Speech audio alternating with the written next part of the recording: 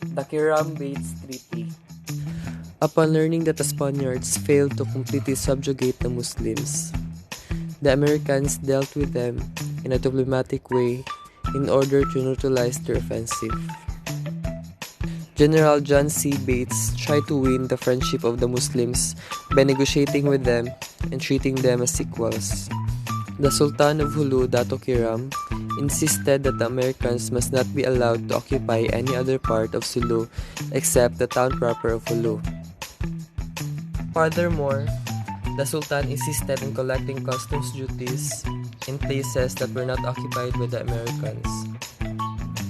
Thus, on August 20, 1899, an agreement was signed by General Bates, representing the United States, and the Sultan of Hulu and his status representing the Sulu Sultanate.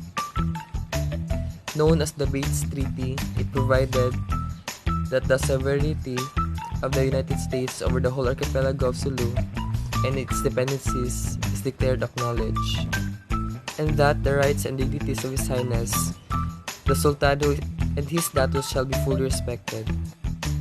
Moreover, the Americans promised not to interfere in religious matters and not to persecute anybody on account of his religious beliefs.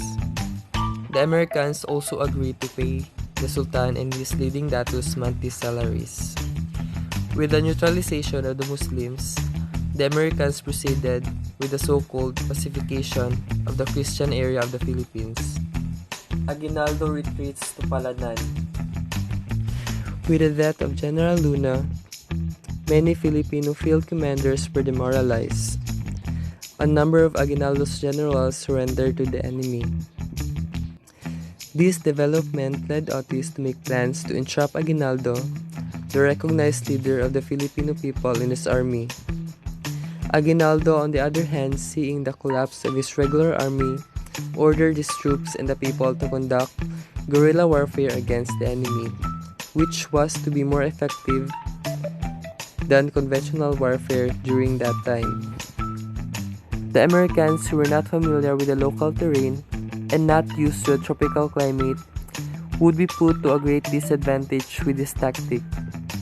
Meanwhile, Aguinaldo, together with some selected men, his son, wife, mother and sister, fled to Pangasinan.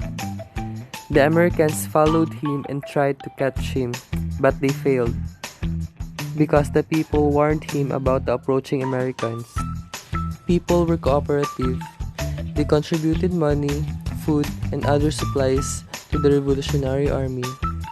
Determined not to be captured, Aguinaldo walked from town to town with very little rest. Later, he left his family behind in order to spare them from the hardships of traveling on foot over rivers, valleys, and streams. Aguinaldo and a handful of faithful followers walked to Tierra Virgen, Cagayan. On September 6, 1900s, he and his men reached Palanan, Isabela, where he established his headquarters. The Battle of Pasong Tirad. While fleeing the Americans, Aguinaldo reached the mountain province. He ordered his trusted general, Gregorio del Pilar, to remain behind as they continued to advance. Del Pilar was to intercept the Americans who were tracking them. This would give Aguinaldo sufficient time to widen the distance between him and the pursuing Americans. Del Pilar, after the departure of Aguinaldo, chose to delay the enemy at Pasong Tirad, a narrow pass of 4,500 feet high, where he had a good view of the surrounding country. There was only one trail leading to it. So narrow was the trail that only one man at a time could climb it. It was in this place that Del Pilar and 60 loyal soldiers positioned themselves. The American troops under Major Peyton March pursued Aguinaldo. In the morning of December 2, 1899, March and his well-armed men proceeded towards Del Pilar's position. The Filipino troops guarding the narrow pass fired at the Americans, who had no recourse but to retreat.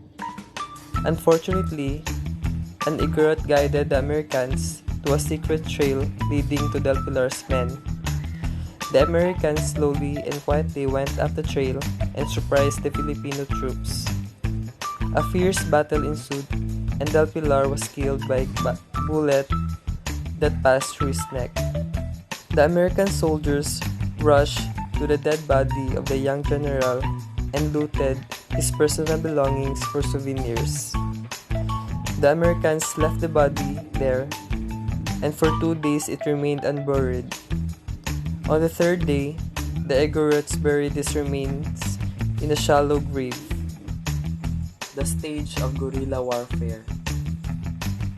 Aguinaldo was no longer an effective leader at this stage of the war. Instead, local military leaders sustained the war through surprise attacks or ambuscades and with the support of the townspeople, including many of the elites. The war lasted longer than expected.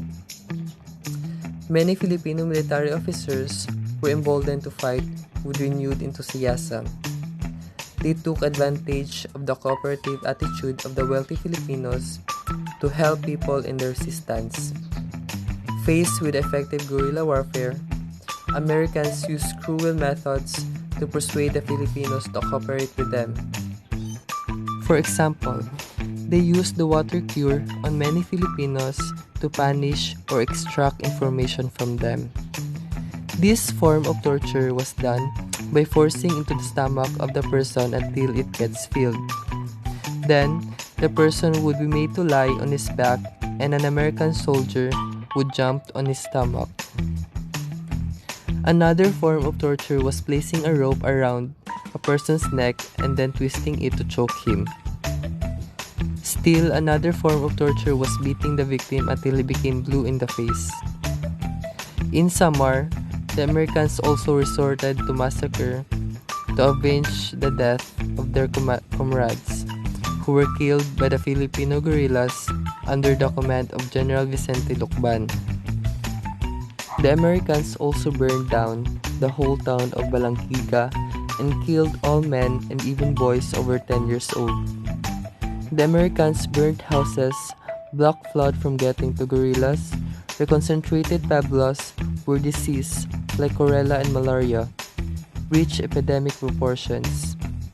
Many surrendered because they could not take any more of these brutalities. The capture of Aguinaldo. With the help of Spaniard Lazaro Segovia, who joined the Filipino forces against the Americans, Colonel Frederick Foston planned the capture of Aguinaldo.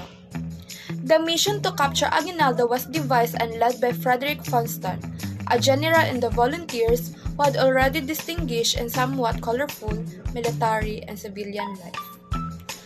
Foston and his staff began to formulate a plan for Aguinaldo's capture. He decided to disguise a group of loyal Filipinos as their reinforcements. Aguinaldo requested in his captured and sent them to Palanan. Foston and a few other American officers disguised as prisoners of war would accompany them. The Spaniard led some from Macabebe and pretended to have some American soldiers. Foston's plan called for disguising a small group of Macabebes, a Filipino tribe loyal to the Americans who also despised Aguinaldo's Tagalogs, as insurgents and marching them with the captured Americans to Aguinaldo's headquarters. They walked to Palanan and informed Aguinaldo through courier that they were bringing in the American captures. Aguinaldo was happy to hear the news and made preparations for the soldiers who had captured the enemy. When Segovia arrived in this house where Aguinaldo was staying, he and his men signaled to their comrades to start firing. Segovia gave the signal by waving his hat and calling out to the men. In an instant, the Macabebes opened fire, killing 2 guards and scattering the rest. Aguinaldo, thinking that the shots were intended as a salute to the newcomers, he moved towards the window to order the guards to conserve their ammunition. As he reached the window to see what's happening, Foston and his men told Aguinaldo to surrender. It was useless, he said. The whole house was surrounded. Aguinaldo was brought to Manila, where in April 1, 1901, he took the oath of allegiance to the government of the U.S. In a proclamation of April 19, he appealed to the Filipino people to accept the sovereignty of the United States. The capture of Aguinaldo was the most important development of the Philippine insurrection. Without them, the rebellion had lost its center of gravity. On 19 April 1901, Aguinaldo issued a proclamation calling for the rebels to lay down their arms and accept American sovereignty. Not all did, but the insurrection had been greatly weakened. On July 4, 1902, the President Roosevelt proclaimed the Philippine insurrection finally over. Despite of it, fighting continued for several more years against the Muslim mob. The end of guerrilla warfare. Upon Aguinaldo's capture, many Filipino field commanders surrendered, while the wealthy Filipinos happily collaborated with the Americans. However, there were still a few Filipino generals who refused to give up the fight, like Simeon Ola in Bicol, Roman Manalan in Pangasinan and Zambales, Manuel Tumenes in Isabela, and many more. General Miguel Malvar of Batangas took over the leadership of the Filipino government and fought the enemy in running battles. He was so successful that the Americans tried to frighten the civilian population by reconcentrating them in a place where food supply was supposedly assured. To live outside zones or zona meant lack of protection and sure hunger. At this time, their render peace killed over 90% of Carabaos. Thus, rice planting was greatly affected, causing severe shortage of food. The Americans continued their relentless campaign against the guerrillas. On February 27, 1902, they captured General Vicente Lucban in Samar. This was the end of the guerrilla warfare in that province. 2 months later, on April 16, General Malvar surrendered in order to save his people from the brutality of the enemy and from hunger. With the surrender of General Malvar, systematic opposition to American sovereignty caused. It is true that here and there, as in the case of Macario Sakay, patriots refused to surrender, but at this point, their effect on the American was negligible. The guerrilla warfare was crushed. Pacifying the Ladrones, non-Christian, and Moro people. President Roosevelt, on July 4, 1902, recent studies point to the continuation of the fight against the colonizers by politico-religions called Ladrones, which means thieves and bandits, composed of the poor and uneducated peasants. The groups who believe in the power of prayers, rituals, and amulets or anting-anting were not only anti-foreigners, but also anti-caciques and landlords. Among them were samahans and confradias of Repertorios in Tayabas, Apo IP Salvador on Bulacan, Pampanga, Nueva Ecija, Tarlac and Pangasinan, and Papa Isyo of Negros, who was greatly feared by the elite who welcomed the Americans and put their own republic. There were also the Pulhanes in Cebu, led by the Tabal brothers, Jos and Leyte, led by Faustino Ablan and by Papa Pablo in Samar. War was ended in these places in piecemeal fashion from 1903 to 1913 using violent means. The non-Christians Filipino, like those in the Cordillera of Luzon and the Muslims in Sulu Archipelago on the south, were pacified through the creation of 2 special provinces in 1908. The brutal military campaign of the U.S. against them was revealed in the massacre at Bad Pahu in 1906 in Sulu.